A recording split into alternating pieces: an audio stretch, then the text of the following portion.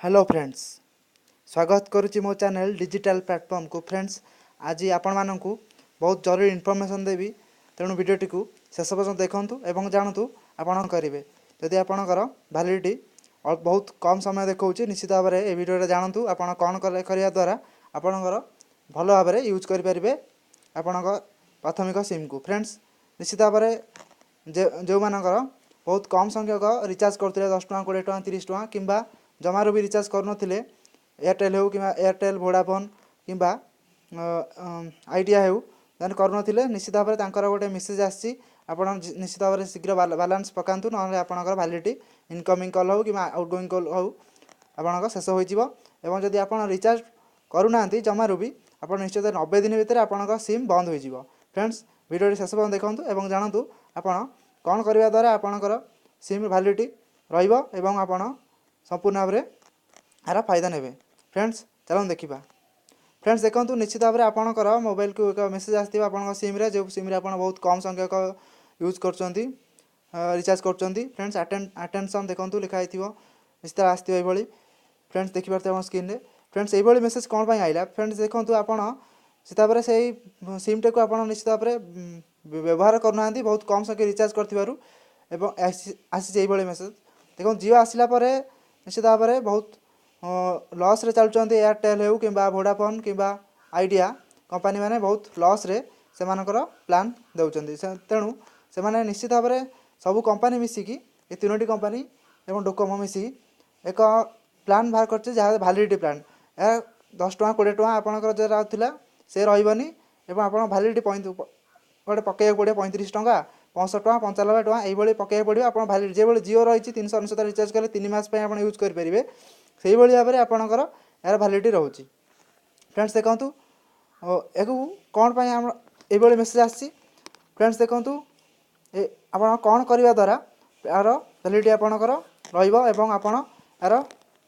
SIM को आप चालू रखिपारे। चलो देखा वीडियो को संपूर्ण भाव में देखा और जाना यार कौन रही पूरा सत। फ्रेंड्स, देखूँ जो मानक एयरटेल अच्छी आइडिया अच्छी वोडाफोन अच्छी निश्चित भाव में से मेसेज आसो आपंकर 35 टଙ୍କା मिनिमम रिचार्ज करूँ ना आपंकर सिम टी बंद हो मिनिमम आप 90 दिन पर्यंत फोन में कौन रिचार्ज करूना 35 टଙ୍କା हो कि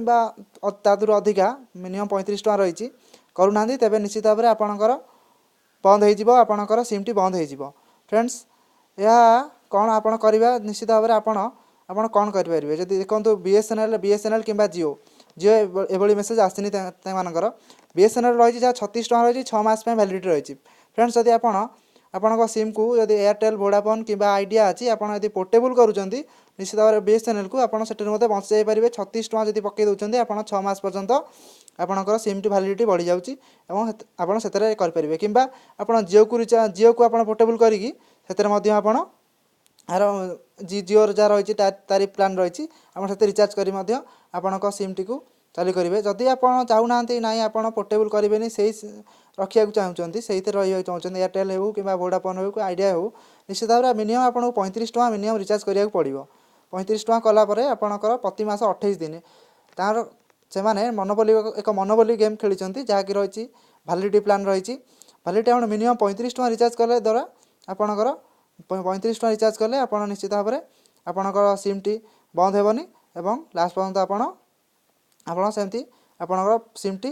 ब्लॉक हेबनी। फ्रेंड्स, जदि आप मिनिमम 35 टଙ୍କା करा पड़ो जहाँ टॉक टाइम रही 26 टଙ୍କା कॉल रेट जहाँ पर मिनिट रही 60 पैसा पर मिनिट और आप डाटा आप दूसरी 35 टଙ୍କା रिचार्ज 100 MB आपको डाटा मिल तो आप 65 टଙ୍କା ताठू 35 टଙ୍କା अधिक कराया चाहते निश्चित भाव में 65 टଙ୍କା आप पकड़ा द्वारा 65 टଙ୍କା आपको टॉक टाइम मिल और 60 पैसा पर मिनिट आपंकर जो रही कट आपंकर 200 MB से डाटा दिया और 95 टଙ୍କା रही 95 टଙ୍କା पकड़ा द्वारा 95 टଙ୍କା आपको टॉक टाइम मिल एवं ता सहित मिल आपको 500 MB डाटा मिल। फ्रेंड्स, ये भाव में एक प्रिपेड प्लान आइडिया वोडाफोन एवं एयरटेल ये एक भैलिडिटी प्लान आती मिनिमम आपको आपड़ जो पकाउले 10 टଙ୍କା 20 टଙ୍କା 30 टଙ୍କା से भाई टॉपअप उठे देती भैलिडिटी वाला एक प्लान आनी जहाँ आपण निश्चित भाव में आपको पकड़ पड़ो निश्चित भाव में ना आपणकर सिम टी बंद हो। फ्रेंड्स, निश्चित भाव में आपण कौन पोर्टेबल जब करा चाहते निश्चित BSNL करूँ कि BSNL कि आपण BSNL करूँ कि जियो को करूँ ना जदि करूना आइडिया आप पोर्टेल कराया चाहूना निश्चित भाव में आप मिनिमम 35 टका रखी 35 टका लेखा पकईकि आप सिम टी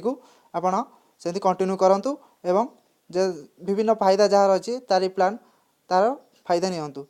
अथवा आपण बड़ प्लान 369 आप पकईकिना आप विभिन्न जो रही प्लान निश्चित पकईकिना आपण सिम टी